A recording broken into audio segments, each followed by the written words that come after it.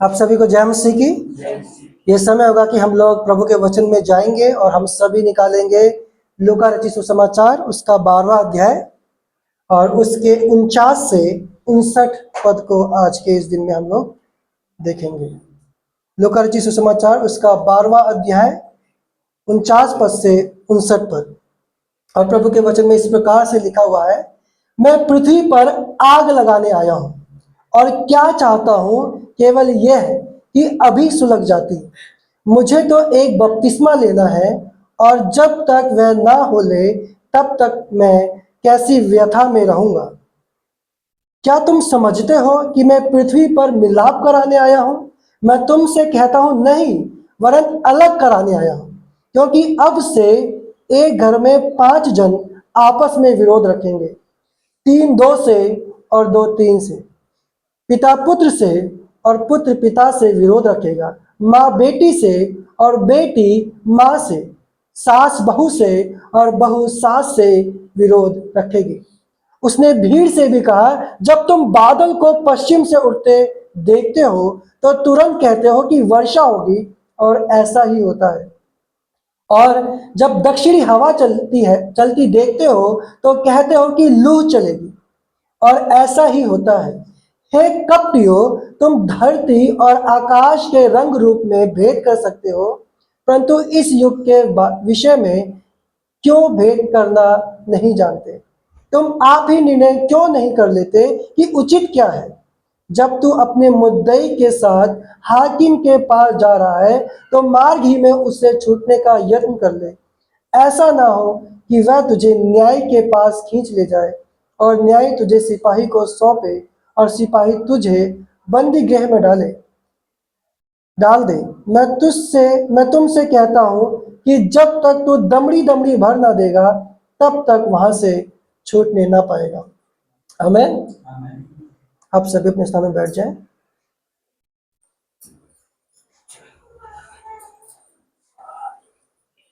आइए हम अपनी आंखों को बंद करें, अपने सिरों को झुकाएं, प्रभु से प्रार्थना करें। स्वर्गीय पिता, हम आपके चरणों में आते हैं और इस खास समय के लिए हम प्रार्थना करते हैं। प्रभु जी परमेश्वर, आपने अपने बड़े नाम से भी अधिक अपने वचन को महत्व दिया है। प्रभु हमारी मदद करें कि हम भी आपके वचन का आदर कर सके, आपके वचन को महत्व दे सके, इसे ध्यान से सुनकर और इसे अपने जीवन में लागू कर। प्रभु हमारी सहायता करें ताकि हम आज के इस संदेश को ध्यान से सुने और समझें और इस पर मनन और विचार करें। और प्रभु अपने वचन के द्वारा हमारे हृदयों को बदले। प्रभु इस प्रार्थना को हमारे उद्धारकर्ता मुक्तिदाता प्रभु यीशु मसीह के नाम से मांगते हैं, आमीन। सो प्रियो, आज हम लूका रचित सुसमाचार के 12वें अध्याय के अंतिम भाग में हैं और आज के इस खंड में 49 से लेकर 59 पद में हम एक चेतावनी को पाते हैं जो इस बारे में है कि यदि हम यीशु मसीह के प्रति निर्णय लेने में, यीशु मसीह के प्रति फैसला लेने में देरी करेंगे, उसको अपना जीवन नहीं देंगे, उसके पीछे नहीं चलेंगे, तो ये बहुत ही खतरनाक होने वाला है। ये बहुत ही भयानक और विनाशकारी होने वाला है, क्योंकि यीशु मसीह दुनिया में एक ऐसा अलगाव या कहे विभाजन लेकर आए हैं जहां हर एक इंसान को, हर एक व्यक्ति को बिना बहाना बनाए अभी और इसी वक्त परमेश्वर के साथ मेल मिलाप करना पड़ेगा, अपने पापों से पश्चाताप करके उसे अपना जीवन प्रभु यीशु मसीह को देना पड़ेगा। और यदि हम ऐसा नहीं करेंगे तो हमें परमेश्वर के न्याय का सामना करना पड़ेगा, हमें परमेश्वर के दंड का सामना करना पड़ेगा। और आज के जो हमारे संदेश का शीर्षक है वो है यीशु मसीह के प्रति हमारा फैसला। यीशु मसीह के प्रति हमारा फैसला। और आज के इस खंड को हम 3 भागों में बांट सकते हैं। पहला भाग है 49 से 50 पद, मसीह के आगमन का उद्देश्य। 49 से 50 पद, मसीह के आगमन का उद्देश्य। दूसरा है सुसमाचार का प्रभाव, सुसमाचार का प्रभाव 51 से 53 वचन, 51 से 53 वचन। और तीसरा है समय की गंभीरता को पहचानना और मेल मिलाप करना। समय की गंभीरता को पहचानना और मेल मिलाप करना, 54 से 59 पद। और हम एक एक करके इन तीनों बातों को देखेंगे।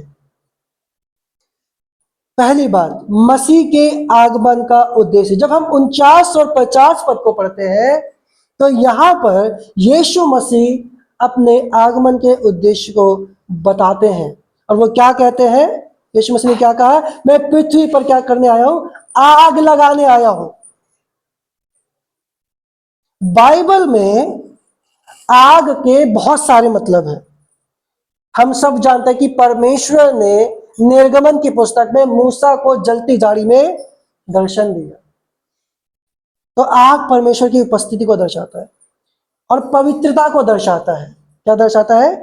पवित्रता को और परमेश्वर के न्याय को और शुद्धिकरण को भी आग के द्वारा दिखाया जाता है। जब यीशु मसीह इस संसार में आए, जब यीशु मसीह इस पृथ्वी पर आए, तो उन्होंने पाप के विरुद्ध एक आग सुलगा दी। उन्होंने क्या किया? पाप के विरुद्ध एक आग को सुलगा दी। और ये आग एक पापी के हृदय को शुद्ध करती है। और इसके साथ साथ ना ये केवल शुद्ध करती है, बल्कि ये पाप के प्रति न्याय को लेकर आती है। आग का काम केवल शुद्ध करना नहीं, लेकिन परमेश्वर के न्याय को लेकर आना भी है। और यीशु मसीह क्या चाहते हैं? यीशु मसीह चाहते कि वह आग अभी सुलग जाती। यानी उनकी ये एक लालसा है। और वो लालसा क्या है? कि परमेश्वर का राज्य पूरी सामर्थ के साथ स्थापित हो जाए। और लेकिन ये आग तभी पूरी रीति से सुलग सकती है जब वो एक विशेष काम को पूरा करेंगे। जब वो एक विशेष काम को पूरा करेंगे, वो कार्य जो वो इस पृथ्वी पर करने आए थे। क्या है वो कार्य? 50 पद को आप मेरे साथ देखिए। वहां पर क्या लिखा है? मुझे तो एक बपतिस्मा लेना है, और जब तक वह ना हो ले तब तक मैं कैसी व्यथा में रहूंगा। तो यीशु मसीह यहां पर एक बपतिस्मे की बात कर रहे हैं। ये बपतिस्मा वो नहीं है जो मैंने और आपने अपने विश्वास के उपरांत लिया था। ये कोई पानी का बपतिस्मा नहीं है जो मैंने और आपने एक समय में लिया था, बल्कि ये बपतिस्मा है दुख और मृत्यु का। किसका? दुख और मृत्यु का, जो यीशु मसीह समस्त मानव जाति के लिए, मेरे और आपके लिए उठाने वाले थे। और यीशु मसीह इस बात को जानते थे कि उन्हें मनुष्य को बचाने के लिए क्रूस की पीड़ा को, क्रूस के दुख को उठाना पड़ेगा। और यीशु मसीह क्या कहते हैं कि वो क्या है? वो कैसी व्यथा में है, यानी वो क्या है? इसके लिए बहुत ही व्याकुल है। यानी यीशु मसीह कहते हैं कि जब तक वो पूरा ना हो जाए तब तक वो व्याकुल रहेंगे। और ये इस बात को दिखाता है कि यीशु मसीह अपने मिशन, यानी अपने इस पृथ्वी पर आने के उद्देश्य के प्रति बहुत ही ज्यादा गंभीर है, बहुत ही ज्यादा सीरियस है। और क्रूस का बोझ उनके मन में निरंतर था। वो जानते थे कि उन्हें क्या करना है। वो जानते थे कि पिता ने मुझे इस संसार में किस लिए भेजा है? इसलिए भेजा है कि मैं संपूर्ण मानव जाति की छुड़ौती के लिए अपना प्राण दूं।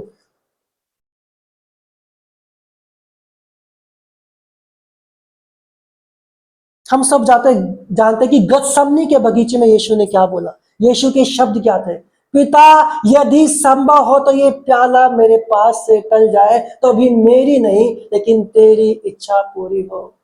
यीशु मसीह जानते थे कि ये जो दुख, जो पीड़ा उन्हें सहने वो कितनी बड़ी है, लेकिन इस बात को भी जानते थे कि पिता की इच्छा यही है कि मैं सभी मनुष्य जाति के लिए अपना प्राण दूं, अपनी जान दूं ताकि सारे मानव जाति मेरे द्वारा उद्धार को पा सके।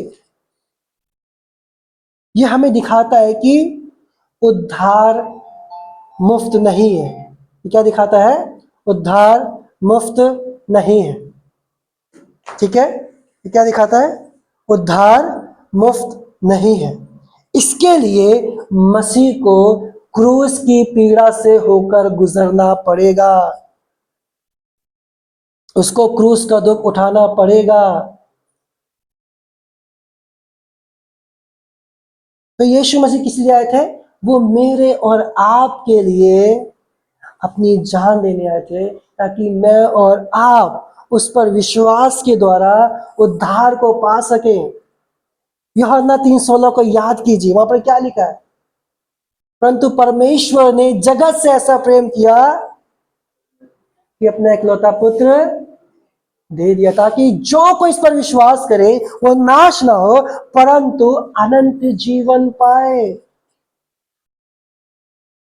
इसलिए यीशु मसीह इस दुनिया में आए थे। दूसरी चीज जो हम देखते हैं 51 से 53 पद में, वो है सुसमाचार का प्रभाव। सुसमाचार का प्रभाव क्या होता है? जब एक व्यक्ति को सुसमाचार सुनाया जाता है, उसके क्या परिणाम होते हैं? तो 51 पद को आप मेरे साथ देखिए, वहां पर क्या लिखा है? क्या तुम समझते हो कि मैं पृथ्वी पर मिलाप कराने आया हूं? मैं तुमसे कहता हूं नहीं, वरन मैं अलग कराने आया हूं। क्योंकि अब से एक घर में 5 जन आपस में विरोध रखेंगे, 3 2 से और 2 3 से। और मुझे लगता है कि शायद ये इस अध्याय का बहुत ही कठिन भाग है। और यीशु मसीह क्या कहते हैं? तुम क्या सोचते कि मैं यहां पर इस पृथ्वी पर मेल मिलाप कराने आया हूं? नहीं, बल्कि मैं क्या कराने आया हूं? मैं अलगाव कराने आया हूं, मैं विरोध कराने आया हूं। ऐसा यीशु मसीह क्यों कह रहे? जब हम यशायाह भविष्यवक्ता की पुस्तक को देखते हैं तो 9वें अध्याय में यशायाह अपनी भविष्यवाणी में यीशु मसीह को शांति का राजकुमार कहते हैं। और जब हम लूका जी सुसमाचार के दूसरे अध्याय को देखते हैं, जब यीशु मसीह का जन्म हुआ तो स्वर्गदूतों ने क्या किया? यीशु के जन्म पर पृथ्वी पर शांति की घोषणा की। किसकी घोषणा की? शांति की घोषणा। लेकिन जब हम इस पद में आते हैं, जब हम इस अध्याय के 51, 52 और 53 पद को देखते हैं, तो यहां पर हम क्या देखते हैं कि यीशु मसीह यहां पर अलगाव की, एक विभाजन की बात कर रहे हैं। और मैं आपको बताना चाहता हूं कि वास्तव में यीशु मसीह जिस शांति की बात करते हैं, वो दुनिया की समझौता करने वाली शांति नहीं है, जिसमें 2 जन, 2 व्यक्ति या 2 ग्रुप या देश आपस में समझौता कर लेते हैं। वो शांति नहीं है। सच्ची शांति सत्य की नींव पर टिकी होती है। सच्ची शांति सत्य की नींव, सच्चाई की नींव पर टिकी होती है। जब सत्य यानी यीशु मसीह खुद इस दुनिया में आए तो वो झूठ से टकराता है, और इस टकराव के वजह से क्या आता है? विभाजन आता है, अलगाव आता है। और यीशु मसीह यहां पर स्पष्ट करते हैं कि ये जो विभाजन है, ये जो अलगाव है, जो यीशु मसीह के कारण आता है, सबसे करीबी रिश्तों, माता पिता, ठीक है, बेटा और बेटी, सास और बहू के बीच भी होगा।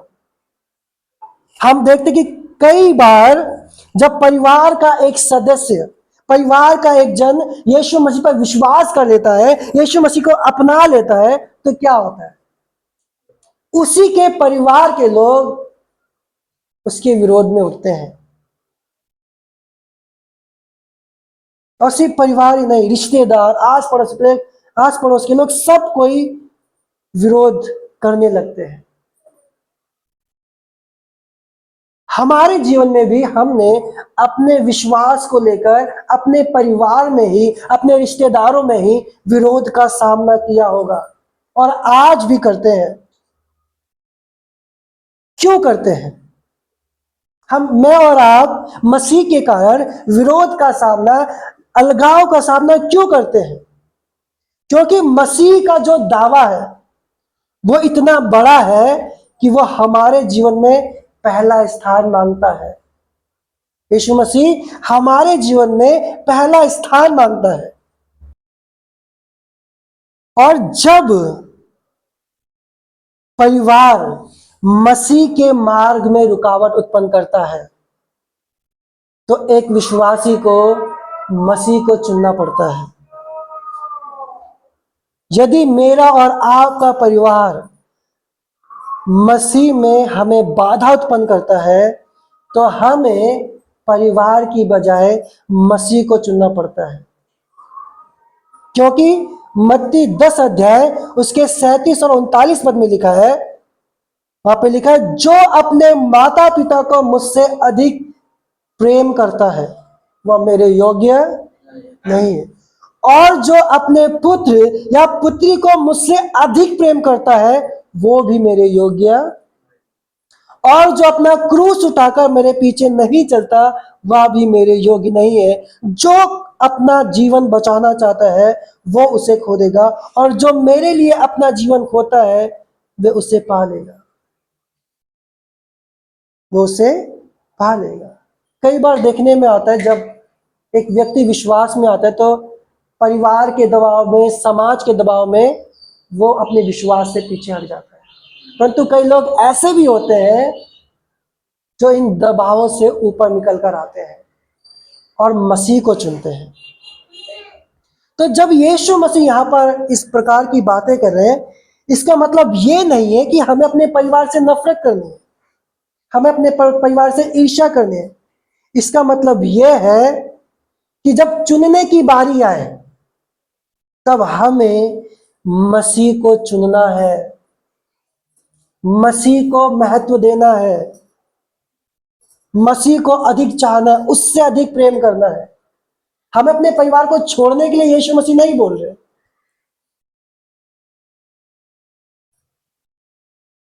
ठीक है? या यीशु मसीह हमसे उनसे उनसे नफरत करने की बात नहीं कर रहे, बल्कि वो इस बात को कह रहे कि तुम्हें सबसे अधिक मुझसे प्रेम करना है।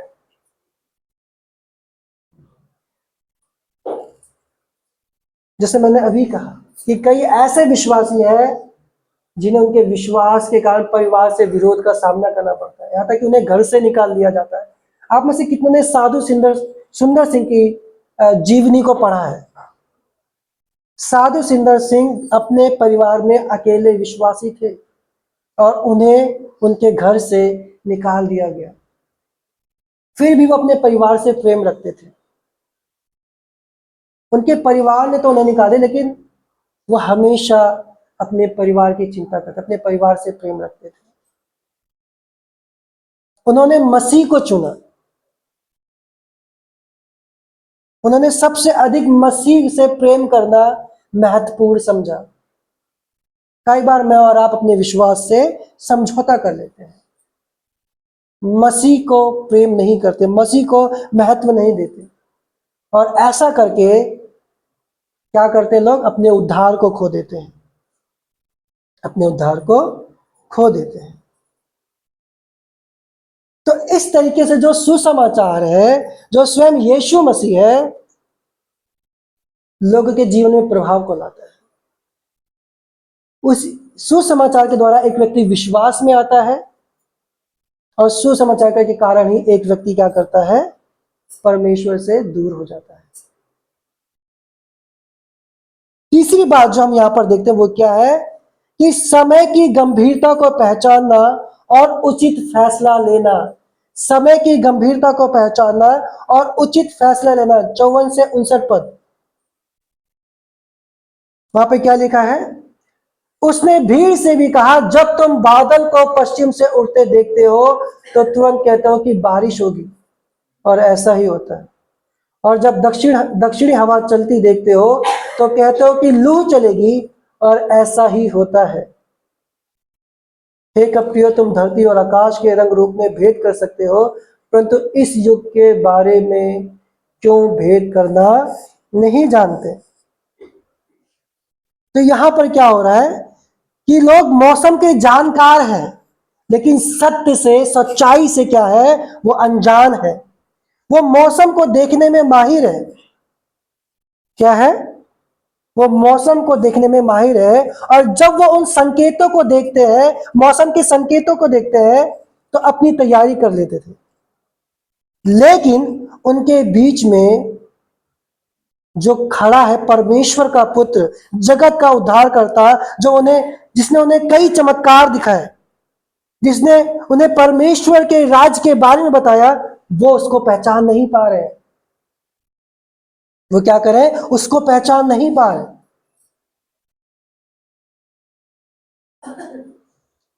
इतना चमत्कार, इतना सुसमाचार प्रचार, लेकिन उनकी आंखें फिर भी क्या है?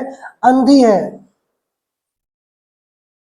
कई बार, और आज भी देखने में आता है, हम इतना प्रभु के वचन को सुनते हैं, इतना चर्च में आ रहे हैं, लेकिन फिर भी कई ऐसे हैं जिन्होंने अपने जीवन को वास्तव में प्रभु को नहीं दिया है।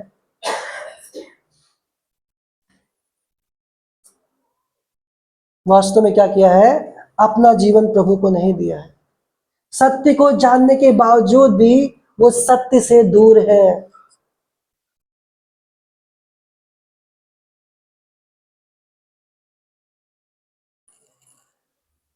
क्या मैं और आप परमेश्वर के काम को और उसके संकेतों को देख पा रहे हैं?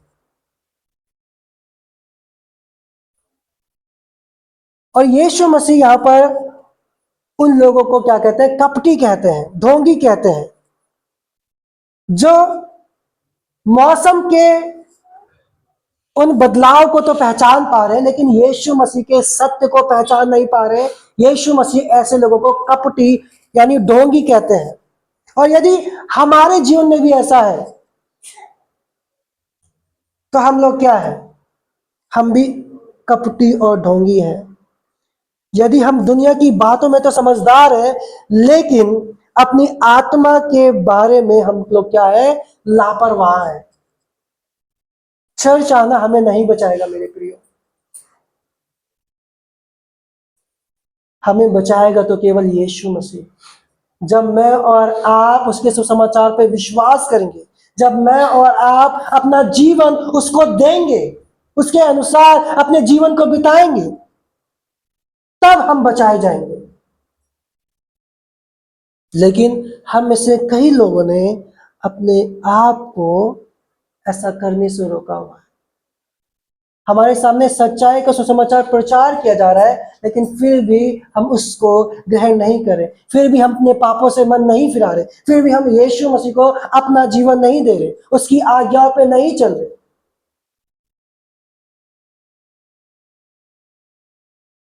पूरी रीति से उसको अपना जीवन नहीं दे रहे। और फिर हम आगे देखते हैं कि क्या होता है।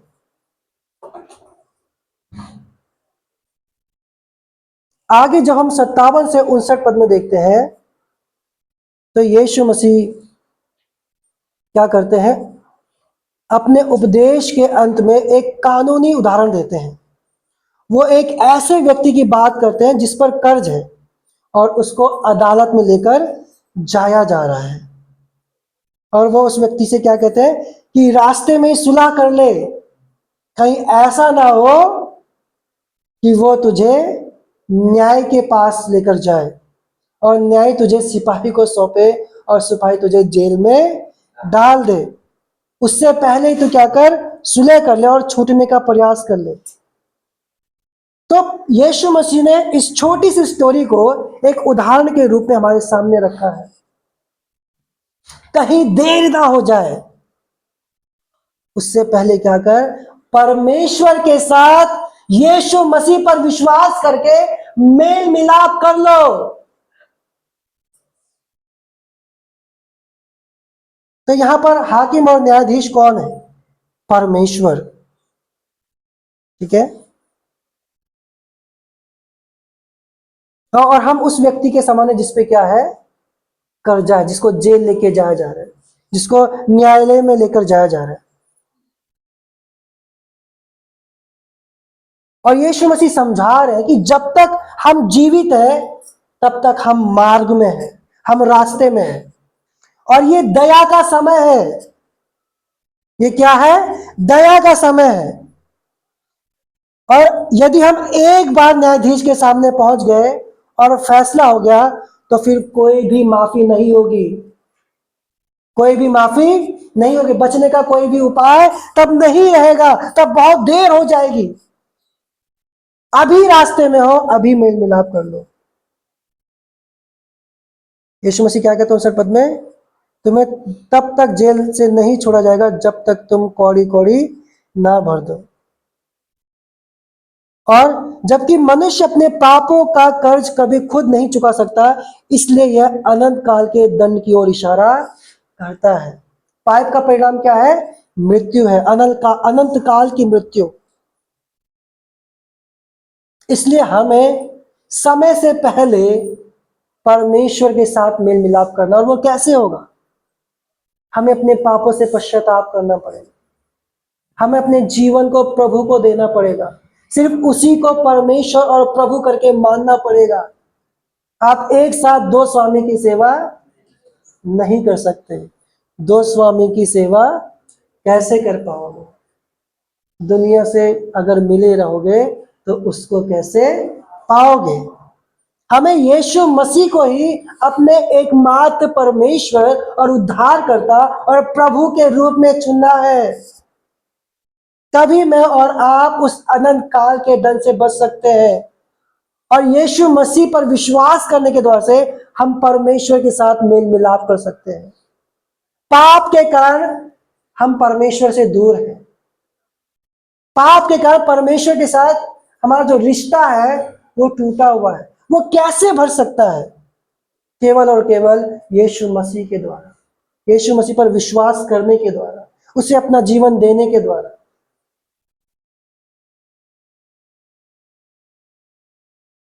तो जो लूका रचित सुसमाचार उसके 12 अध्याय 49 से 59 पद हमें तीन बड़ी सच्चाइयों को दिखाते हैं।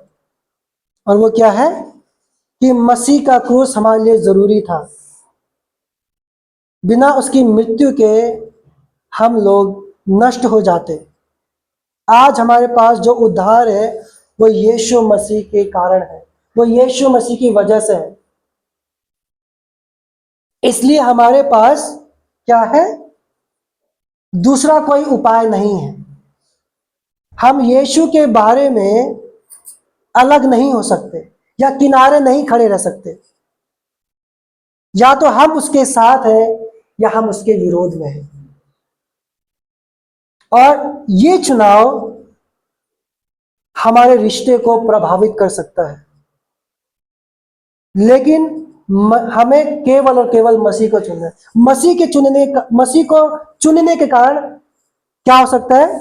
हमारे परिवार में, हमारे रिश्तेदारों में, हमारे आस पड़ोस में विरोध उत्पन्न हो सकता है, लेकिन उसके बावजूद भी मुझे और आपको यीशु को चुनना है। यदि हम यीशु का चुनाव नहीं करेंगे तो क्या होगा? परमेश्वर का न्याय हम पर आएगा। और ये जो समय है वो क्या है? वो सीमित है, वो बहुत थोड़ा है। न्याय का दिन बहुत जल्द आने वाला है। जैसे हम मौसम को देखकर छाता लेके निकल जाते हैं, वैसे ही हमें अपनी आत्मिक स्थिति को देखकर यीशु मसीह के चरणों में आने की आवश्यकता है। हमें जब पता लगता है कि मौसम खराब है, बारिश होने वाली, तो हम क्या करते हैं? भैया छाता ले लो। मैं जब ऑफिस जाता हूँ, जब मुझे लगता है कि मौसम खराब है, तो मैं क्या करता हूँ? रेन कोट पहन के जाता हूँ। उसी रीति से प्रियो, जब न्याय की घड़ी करीब है, परमेश्वर का न्याय निकट है, तो हमें बुद्धिमानी से यीशु मसीह के शरण में आना है और बोलना है, प्रभु मुझ पापी पर दया कर, प्रभु मुझ पापी पर अनुग्रह कर। शायद मैं और आप यीशु मसीह को जानते हैं फिर भी पाप में जी रहे हैं। प्रियो, आप यीशु की शरण में और बोले कि प्रभु मुझे फिर से अपना ले, मुझे फिर से ग्रहण कर। प्रभु आपको क्षमा करने के लिए और आपको अपनाने के लिए तैयार है। शर्त यही है कि आप उसकी शरण में आए, उसे अपना जीवन दें। और आज का सवाल यह है, क्या आपने उस महान न्यायाधीश के सामने पहुंचने से पहले ही रास्ते में मसीह के द्वारा परमेश्वर से मेल मिलाप कर लिया है? सवाल क्या है? क्या आपने उस महान न्यायाधीश से यानी परमेश्वर से उसके सामने पहुंचने से पहले या न्याय के दिन आने से पहले यीशु मसीह के द्वारा परमेश्वर के साथ मेल मिलाप कर लिया है? यदि नहीं तो आज ही वो दिन है। आज ही फैसला ले और यीशु मसीह को अपना जीवन दे। अभी भी देर नहीं हुई है, अभी भी देर नहीं। आइए हम प्रार्थना करें। पिता, आपका वचन कहता है कि लौट आओ कि तुम्हारे पाप मिटाए जाए। प्रभु, आपका वचन कहता है कि तुम्हारे पाप चाहे कितने भी गहरे क्यों ना हो, वो हिम के समान श्वेत कर दिए जाएंगे। लेकिन आप चाहते कि हम लौट आए, और भी देर नहीं हुई है। प्रभु, आप हमारी सहायता और मदद करें। प्रभु, हमें हमारे पापों से फिरने में हमारी मदद करें और होने कि हम आपकी ओर लौट लौट आए। प्रभु जी, पिता, आप हमारी सहायता और मदद करें उन तमाम पापों को छोड़ने में और आपकी आज्ञाकारिता का चुनाव करने में हमारी मदद करें। होने दें प्रभु, हम अपने जीवन को पूरी तरह से आपको दे सकें। आप हमारी सहायता और मदद करें। इस प्रार्थना को यीशु के नाम से मांगते हैं, आमीन। आमीन।